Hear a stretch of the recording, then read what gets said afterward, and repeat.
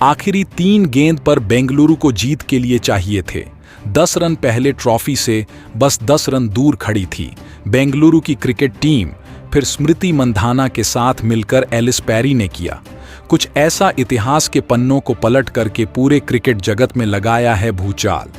तो आखिर कैसे दिल्ली के दिए गए 218 रनों के लक्ष्य का पीछा करते हुए स्मृति और पैरी ने उड़ाई दिल्ली के गेंदबाजों की धज्जियां। आखिर इस फाइनल के रोमांचक मुकाबले में कौन सी टीम मार पाई अंत में बाजी। आखिरी 3 गेंद में जब 6 रनों की दरकार तो कौन सी टीम जमा पाई है। आईएल की ट्रॉफी पर कब्जा क्या बेंगलुरु साकार कर पाई अपना सालों पुराना सपना। इस रोमांचक फाइनल की रोंगटे खड़े कर देने वाली पूरी हाईलाइट हम आपको दिखाएंगे, लेकिन उससे पहले आपको क्या लगता है स्मृति और पैरी में कौन है सबसे खतरनाक बल्लेबाज?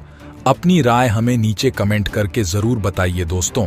16 सालों के बेंगलुरु फैंस के सपने को साकार कर बेंगलुरु की महिला क्रिकेट टीम ने फाइनल में अपनी जगह बनाई थी। उनके पास इतिहास में पहली बार आईएल ट्रॉफी पर कब्जा जमाने का सुनहरा मौका था, लेकिन सामने खड़ी थी दिल्ली की टीम। यानी कि बेंगलुरु के लिए फाइनल की ट्रॉफी हासिल करना किसी अग्नि परीक्षा से कम नहीं था। इस रोमांचक फाइनल की शाम सिक्का स्मृति मंधाना के पक्ष में रहा और उन्होंने टॉस जीतकर पहले दिल्ली को बल्लेबाजी करने का फैसला किया, जो शुरुआत में तो उनके हक में था। एलिस पैरी ने दिल्ली को सबसे बड़ा झटका तो 0 रनों के स्कोर पर ही दे दिया, लेकिन उसके बाद दिल्ली के कप्तान मैगले निंग और शेफाली वर्मा के तूफान में बेंगलुरु के गेंदबाज ताश के पत्तों की तरह हवा में हो गए। शेफाली वर्मा ने जहां एक तरफ 939 रन बना डाले, तो लेनिन ने भी 66 रनों की बेमिसाल पारी खेलकर अपनी टीम को 20 ओवर में 217 रनों तक पहुंचा दिया। यानी कि फाइनल की जंग में ही बेंगलुरु के सामने एक पहाड़ जैसा लक्ष्य था, जिसका पीछा करना बिल्कुल भी आसान नहीं था बेंगलुरु की तरफ से। रेणुका सिंह ठाकुर ने 2 और एलिस पैरी ने 2 सफलताएं हासिल की। अब बेंगलुरु की तरफ से इस लक्ष्य का पीछा करने के लिए सोफी डिवाइन के साथ स्मृति मंधाना मैदान में कदम रख चुकी थी। जी हां दोस्तों, आते ही स्मृति मंधाना ने पहली गेंद पर मिड विकेट के क्षेत्र में बेहतरीन चौका डरकर अपना खाता खोला था, जिससे अंदाजा हो गया था कि स्मृति इस फाइनल में कुछ बड़ा हासिल करना चाहती है, क्योंकि अब तक इस टूर्नामेंट में उन्होंने कुछ खास प्रदर्शन नहीं किया था। हालांकि दूसरी तरफ से बेंगलुरु को एक के बाद एक 2 झटके लगे। दूसरे और तीसरे ओवर में बेंगलुरु के 2 बल्लेबाज बारी बारी पवेलियन की शोभा बढ़ाने लौट गए।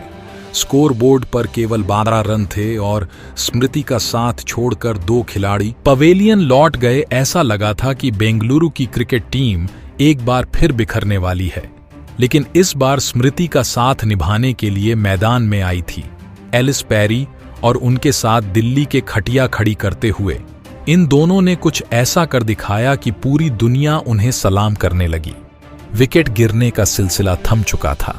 ऐसा लगा कि ये दोनों बल्लेबाज संभल कर बल्लेबाजी करेंगे, लेकिन चुनौतियों से डरकर ये दोनों बल्लेबाज 5 कभी भी थमते नहीं हैं। आते ही एलिस पैरी ने गेंदबाज के सिर के ऊपर से गगनचुंबी लगाकर अपना खाता खोला और अपनी धाकड़ बल्लेबाजी का ऐलान कर दिया।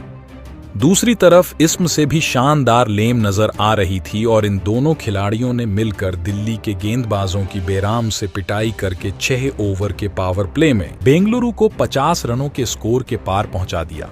हालांकि ये कुछ खास नहीं था, लेकिन उसके बाद उन्होंने अपने गियर में और भी बदलाव किया। शिखा पांडे के 1 ओवर में दोनों ने मिलकर 2 और 2 खतरनाक चौके लगाए। इस ओवर में पूरे मैच का मोमेंटम ही बेंगलुरु की तरफ से कर दिया गया। देखते ही देखते स्मृति मंधाना ने केवल 41 गेंद पर 3-4 चौकों की बदौलत अपना अर्धशतक ठोक दिया, जिस पर पूरा स्टेडियम स्मृति के नारों से गूंज उठा। उनसे कंधे से कंधा मिलाते हुए 100 ओवर से पहले ही बेंगलुरु की टीम को पेरी ने 100 रनों के पार पहुंचा दिया। दोनों तरफ से दिल्ली के गेंदबाजों की खो पिटाई हो रही थी। दिल्ली के कप्तान मैगले निंग अपनी आंखों पर भरोसा नहीं कर पाए।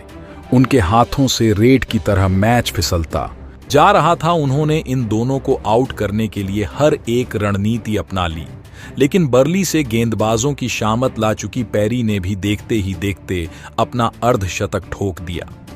इन दोनों के बीच 150 रनों की एक बहुमूल्य साझेदारी भी हो चुकी थी, जिससे दिल्ली को इस मुकाबले से लगभग बाहर फेंक दिया।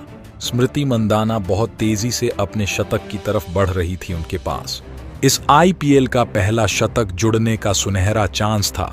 राधा यादव की लगातार 2 गेंद पर उन्होंने 2 चौके लगाए और 99 रनों के स्कोर तक पहुंच गई। पूरा स्टेडियम उनका शतक देखने के लिए खड़ा था और उन्होंने अपने फैंस को बिल्कुल भी निराश नहीं किया। पॉइंट के ऊपर से गेंद को स्टेडियम के दूसरे स्टैंड में मारकर के लिए स्मृति ने अपना वुमेन आईपीएल का पहला शतक ठोक दिया।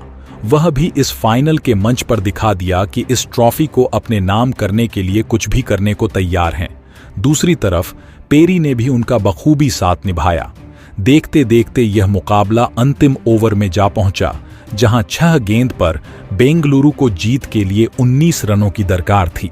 मैदान में स्मृति मंदाना के साथ एलिस पेरी धाकड़ बल्लेबाजी कर रही थी। आखिरी ओवर लेकर आई थी दिल्ली की तरफ से मैरियाना कैंप और पहली गेंद पर उन्होंने एलिस पेरी को छक्का ना चाहा, लेकिन पेरी ने इस ओवर की शुरुआत ही बेहतरीन चौके से करके दिल्ली के पसीने छुड़ाने शुरू कर दिए थे और दूसरी गेंद पर उन्होंने कवर को चीरते हुए एक शानदार चौका लगाया। दिल्ली के हर एक खिलाड़ी और उनके फैंस के होश उड़ाकर रख दिए और अब अंतिम 4 गेंद पर बेंगलुरु को जीत के लिए 11 रन चाहिए थे, जो बिल्कुल भी आसान नहीं था। तीसरी गेंद पर कैप ने पेरी को लगभग आउट ही कर दिया था, लेकिन किस्मत ने उनका साथ दिया और फिर बेंगलुरु को केवल सिंगल मिल पाया। अब स्ट्राइक पर आ गए थे स्मृति मंधाना, जिन्होंने आते ही चौका पॉइंट के क्षेत्र में शानदार चौका लगाया और मैच को आखिरी 2 गेंद में पहुंचा दिया। बेंगलुरु के फैंस तो खुशी से झूम रहे थे, क्योंकि 2 गेंद पर केवल 6 रन चाहिए थे, जो स्मृति के लिए बनाना मुश्किल नहीं था। लेकिन बेंगलुरु के फैंस को सदमा उस वक्त लगा जब 5वीं गेंद पर कैप की घातक बाउंसर पर स्मृति मंधाना 1 रन भी नहीं ले पाई। कैप ने अपनी टीम की जबरदस्त वापसी करवाई और मैच को आखिरी गेंद में पहुंचा दिया, जहां बेंगलुरु के लिए जीत लगभग नामुमकिन मानी जा रही थी। हर कोई हाथ जोड़कर ऊपर वाले से प्रार्थना कर रहा था, कोई दांतों तले उंगलियां दबाए बैठा था, क्योंकि मैच में रोमांच अपनी सारी हदों को पार कर चुका था। स्मृति के पास करो ए मरो का मौका था, या तो अपनी टीम की किस्मत लिख सकती थी या उसे बर्बाद कर सकती थी। लेकिन इसमें तिमंधाना भी किस्मत की सौदागर हैं। जब आखिरी गेंद पर